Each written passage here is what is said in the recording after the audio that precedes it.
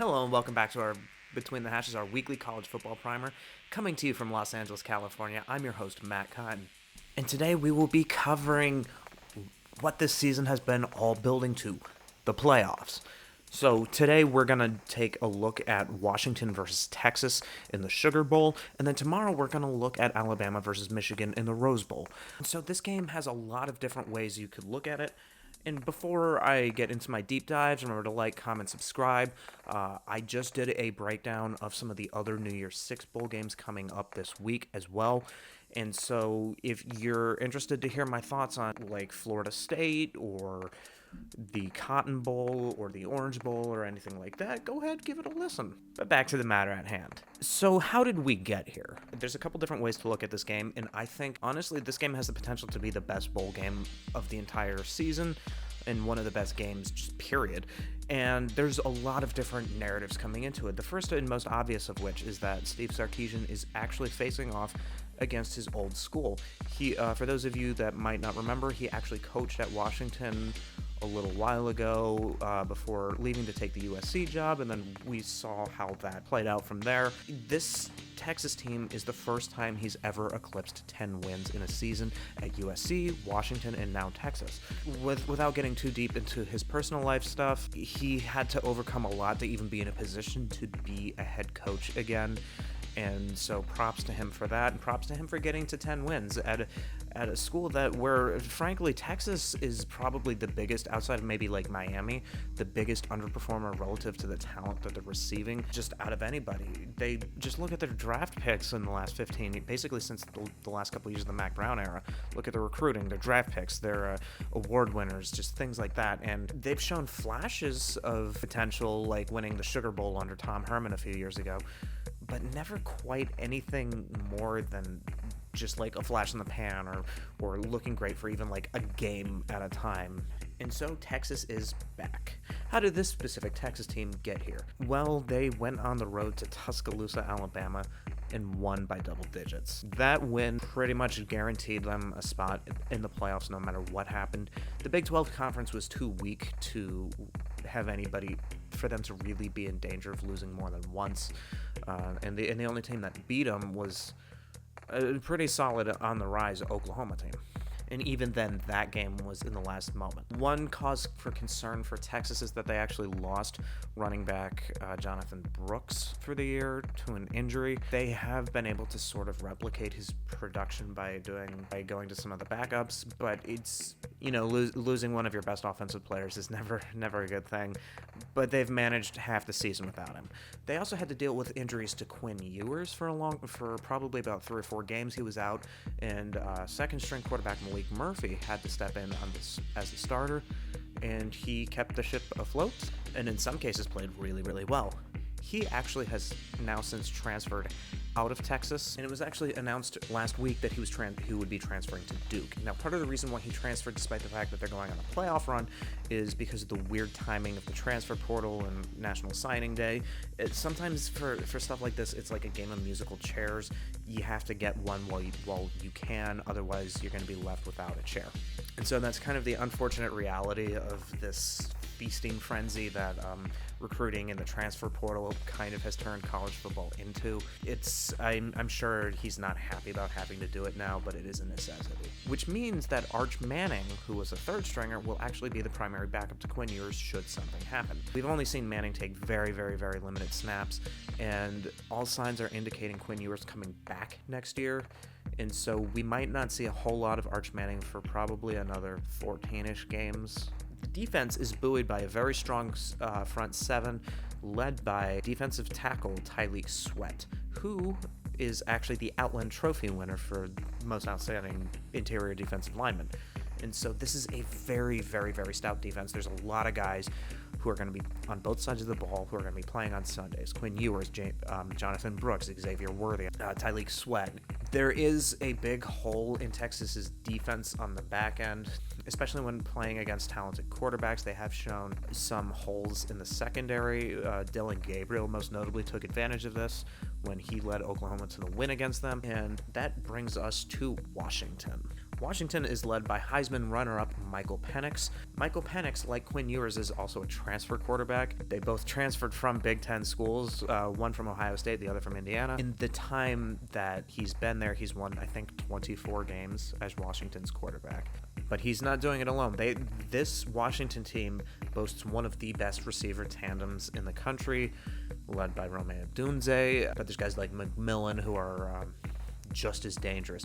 Now, McMillan's a bit more interesting. He's been dealing with injuries. He was dealing with some injuries, but it seems that those have passed. And then even more impressive, the offensive line for Washington actually won the Joe Moore Award for this year. So for those of you that don't know what that is, it's the award. It's a collective award to the best offensive line. It's not given to like one specific player or other. Like I think it's the Remington Award. Would be the individual player equivalent, but for their overall performance all year, they were given the Joe Moore Award. This is where this game takes a super fascinating turn for me, because it's strength versus strength versus weaknesses. There's going to be a lot that rides on how this Washington offense can perform. A lot of people are kind of down on Washington and have been for probably about the last month or so. Like the amount of people that were picking against Washington, against Oregon, a team they already beat, yours truly included. The line on that game was double digits. There is no way that Washington should have been underdogs by that margin, and we saw it play out. And the game that we saw, the Pac-12 title game, was a very, very similar game in a lot of ways to how certain things played out from the first time those two teams played. And so Washington had to go against one of the better defensive lines west of the Mississippi in Oregon. And so one of the more impressive things about Washington all year is that they've shown the ability to survive games when they need to. I'm not going to hold up the Arizona State game as a positive example, but they did have to survive, or the ability to win in a shootout like what they had to do on the road against USC, or at home against Utah, going blow for blow against a team that's probably more physically talented they are in a lot of ways, with Oregon twice, once at home, the second time at a neutral site, with everything on the line.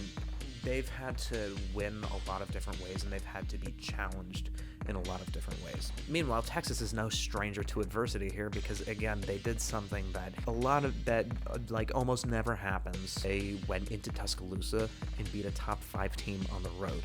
The last time something like that's happened was LSU in 2019, and they made the playoffs and eventually won the championship. And so one way to look at this game is you could almost see a shootout brewing, because Washington's defense isn't exactly known for having the most stout defense, and this is why a lot of people were more high on Oregon, as Oregon was a lot more sound defensively. Washington found themselves in shootouts against a third-string quarterback at Utah. They found themselves in a shootout twice against Oregon. It happened with USC, but Caleb Williams and Quinn Ewers and Xavier Worthy and company are going to push that defense to its limit. But if you were to just take the quarterbacks head-to-head, obviously I think Michael Penix is the better quarterback as of right now, so advantage slightly to Washington in that department. But with Washington, this is going to be a fascinating matchup, because there's two, like I was saying with Texas has one of the, if not the best front seven in college football, but they also have a weak secondary. It kind of comes down to what part of the defense plays the bigger factor for Texas. Does the defensive line and the linebacking core, can they impose their will on Washington, or can Washington take advantage of that secondary? It's whichever of those two things can happen is going to determine the outcome of this game. I'm just kind of operating under the assumption that Quinn Ewers is not going to have that much of a problem being able to score points. I imagine that both teams, at the very bare minimum, are going to score in the 30s here. I think this game plays out in one of two ways. I think the first way is that if Washington wins, it's going to be like 42-39, 45-42, kind of super just back and forth shootout, but in a situation where Washington can just go blow for blow, as they've been able to do all year. The second way I can play out, and this is the way that favors Texas, is if Texas's defense can get just enough stops and their defensive line can, and their front seven can impose their will just enough to give Texas maybe like a 10 to 14-ish point advantage that Washington always is kind of threatening to come back, but never actually seems to be able to do it. And so if Texas wins, my guess is that it's going to be something like 35 to 22, 35 to 20, 42 to 30, something like a 10 to 14 point margin would be my guess. The line is 4.5 right now in favor of Texas. And so maybe I'm being a little too disparaging to Washington by thinking it could go in that direction. But in all honesty, these the thing with the 4-team playoff is that we've seen, I think, 4 first-round games end as one-score games. The rest were blowouts over the course of 10 years.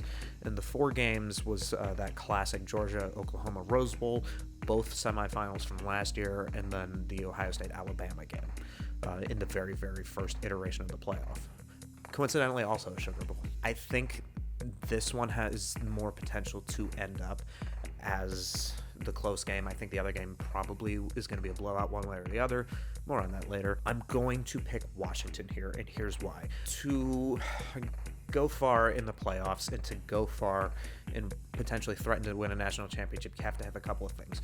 One, you have to have a special quarterback. Washington has that.